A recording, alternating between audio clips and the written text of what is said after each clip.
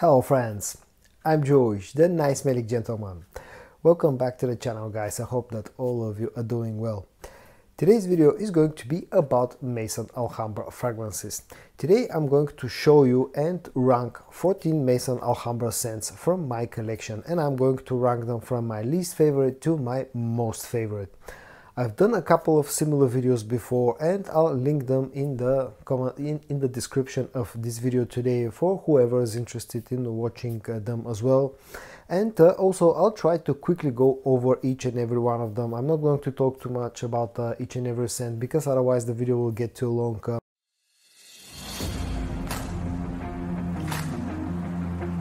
At number 14 in this video will be a fragrance from the Ginlo line that's called Ginlo Nouveau.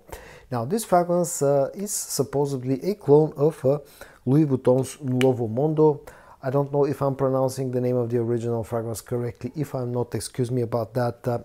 I'm not familiar with the original fragrance, but this fragrance basically is a very heavy on the agar oud type of scent. And for that reason I don't really like it. There's also a leather note in here. There's a touch of sort of an ambery sweetness. You know, there's supposedly some fruity nuances to this fragrance as well, which I don't pick up at all. For me, this fragrance has been very heavy on the combination of agar oud, leather and some incense, and that combination just doesn't work, unfortunately. I don't really like it that much. I've given it some time, but still I have not been enjoying it ever since I got this fragrance. The good thing about this fragrance is the performance is really nice. You get a magnetic cap. At number 13 will be the Artist number 1. This fragrance is a clone of Frederic Maile's Portrait of a Lady. It's a pretty decent clone, but again here there's you know, that combination of the fragrances here is all about the combination of heavy incense notes with heavy rose notes. There are some ouds, you also get some spiciness, a touch of sort of ambery sweetness as well, but pretty much the main sort of combination of notes is the rose and the incense. The best way that I can describe how this smells is as if you're walking into a very old church with you know, all the candles lit inside. Basically that's how this smells. It's not a bad fragrance on its own, it's just a bit outdated in my opinion, that scent profile. I have not been enjoying it that much, and also the performance here, at least in my experience, hasn't been as good as I expected it to be. You know, this usually fragrances that are heavy on the rose note tend to be quite a good performers, but the Artist number 1 has been a bit disappointing when it comes to performance. At number 12 will be a fragrance called Perseus Exclusif. This fragrance is a clone of Parfum de Marly's Pegasus Exclusif. Now the reason why this is ranked so low is not because this is a bad fragrance or a bad clone on its own. In fact, it's quite well done, but I'm not a big fan of the original fragrances, you know, the original Pegasus and Pegasus Exclusif, and that's the reason why Perseus Exclusif will be ranked so low. If you're not familiar with the original fragrance, it's all about the mix of vanilla, quite sweet and powdery vanilla, with also some very nutty nuances and almond, quite a bitter almond note. You get some spices, you know, some green elements in the original fragrance. You also get a touch of agar oud as you get with this one in here.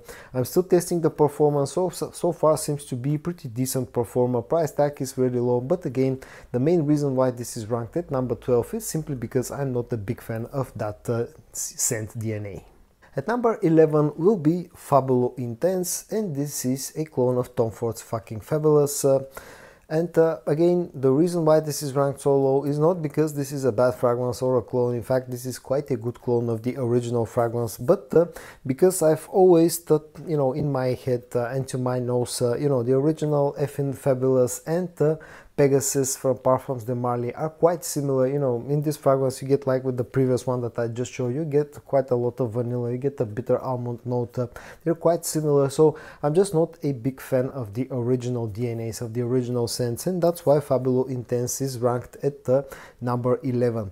Performance here though is actually quite good, and as a clone of you know, Effin' Fabulous, this actually is a pretty good fragrance. At number 10 will be one of my recent Maison Alhambra purchases that's called Dark Door Sport. This, if you're not if you have not already guessed it, this is a clone of Dior's Homme Sport. The original fragrance I actually quite like a lot, but the reason why this is ranked so low in this video is because I'm still testing this fragrance out. I've had it only for a few days. Performance so far seems to be actually pretty good. The original is also a surprisingly good performer, and both this and the original are very versatile scents that can be worn all year round. You know, you get that citrusy, spicy, woody, musky scent profile. But the reason why this is ranked at number 10, at least for the moment, is the fact that, at least to my nose, from what I've tested so far, this seems to be a bit more musky compared to the original fragrance. And I'm not a huge fan of fragrances that are very heavy on the, you know, on the musk note. At number 9 will be a fragrance from the Zafiro collection that's called Regal.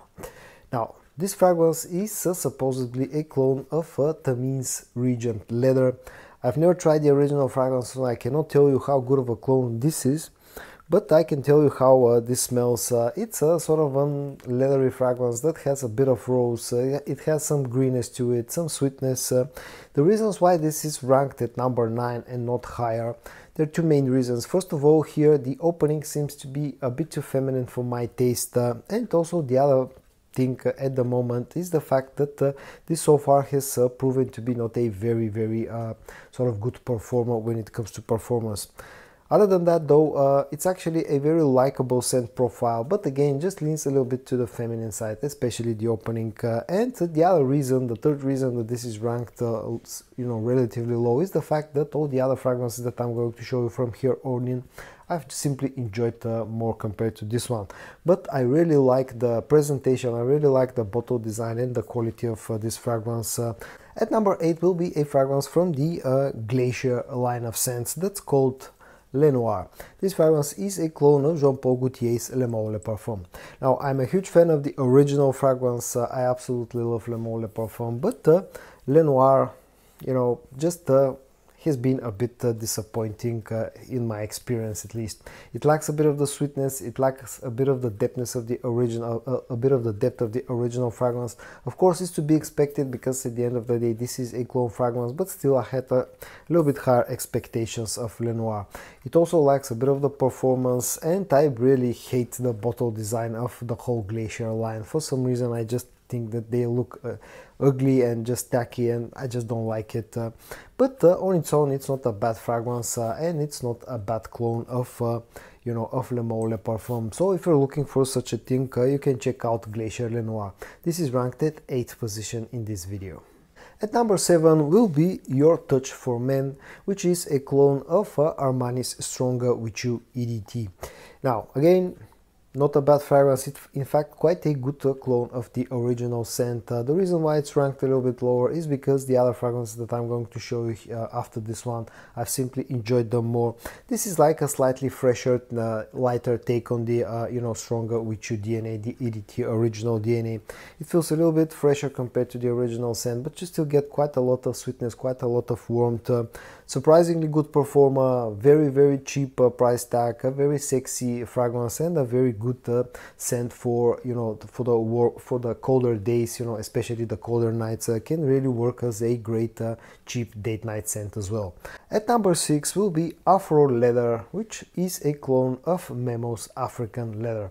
Now, this fragrance, I really love the dry down. I'm not a huge fan of the opening, it's just a bit too spicy for my taste, but it's actually a very nicely done clone of African Leather. And also this thing usually is very cheap. You get that very spicy opening that has a very sweet, leathery, you know, warm dry down. I absolutely love the dry down, and you know, the first 5 minutes in the opening of this fragrance I find quite challenging, but because I like the dry down so much, you know, I've ranked this fragrance higher up in this video.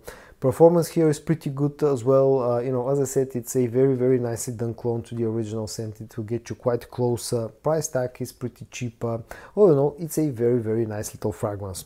At number 5 will be the newest Maison Alhambra fragrance in my collection. That's again part of the Glacier line, and it's called Bolt. This fragrance is a clone of Le Beau Le Parfum from Jean Paul Gaultier. It's not a one-to-one clone. Is not identical to the original fragrance. It has more of a twist. It lacks a bit of the sweetness, it feels a little bit fresher, a little bit more aromatic, and to be honest I quite like that because the original fragrance was just too sweet for my taste, and this changes the DNA enough so that it makes it more wearable and more likable for me. Again, I really hate the bottle design of this fragrance. I'm still testing the performance of this one, but so far it seems to be a little bit on the sort of a disappointing side, but I'll give it some time to macerate before I actually do a full review of this fragrance. And all in all, it's a nicely done twist on the original DNA. At number 4 will be Infinite Rose. This one is a clone of Atomic Rose by Initio, and it's actually a very nicely done clone of Atomic Rose. It's a fragrance that, judging by the name, you can probably tell, but this is centered around the note of rose, but it's not you know, overly done. It's not too sweet or too floral. It has a few different sort of properties. It feels fresh, but at the same time feels quite sweet, and it's a really nicely done you know, rose-based fragrance. Very close to the original scent. You also get some oud, you get some spices in here, get some amber sweetness. It's really nicely done. I know that some guys may think that this leans a little bit to the feminine side, and it probably does, but I've really been enjoying Infinite Rose. And the other thing that I've really enjoyed about this fragrance is its performance. It feels kind of fresh in the air, kind of light, and it might mislead you into thinking that this won't last, but in fact it's turned out to be a surprisingly good performer, giving me about 10 hours of performance, even a little bit more than that. At number 3 will be Salvo Intense. This one is a clone of Dior Sauvage EDP, and it's a very nicely done clone of Dior Sauvage EDP. I know some people will argue that the original scent has been overplayed at this point, it's too boring and blah and whatnot, but I've always said that I'm a huge fan of the whole, you know, the whole Dior Sauvage line, and I've really been enjoying Salvo Intense. Scent-wise, it's very close to the EDP variant of the original fragrance. Performance here is also pretty decent, not as good as the original, but still very impressive for its price tag, and it has a low price tag. It's a very likable fragrance. This DNA still to this day works. It's super versatile. It will give you compliments and just works all year round without any problem. At number 2, yet another member of the Glacier line, that's called Ultra. This one is a clone of Jean Paul Gaultier's Ultra Mauve.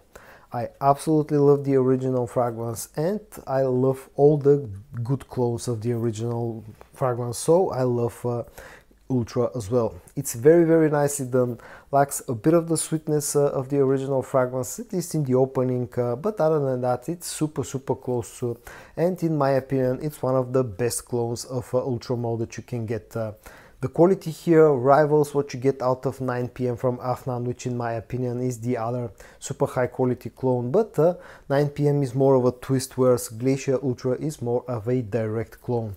And I've really been enjoying Glacier Ultra. Also, this fragrance really has a good performance. It's not as beastly as the original scent, but still has been giving me about 9 hours of performance, which is more than enough at this price point. And at number 1, or my most enjoyable scent out of this 14 in today's video, will be Exclusif Tobacco. An absolutely fantastic clone of Carolina Herrera's Mystery Tobacco. I've said this before, but my most favorite fragrance note is the note of iris. But my second most favorite note when it comes to men's fragrances is the note of tobacco, and I absolutely love a well done tobacco based fragrance, and Exclusif Tobacco is just that. You get a very nice sweet tobacco based fragrance that has some additional sweetness. You get some oud, you get some spices, you get a nice boozy vibe out of it, but the main player in this fragrance is the sweet tobacco note, and it's really nicely done.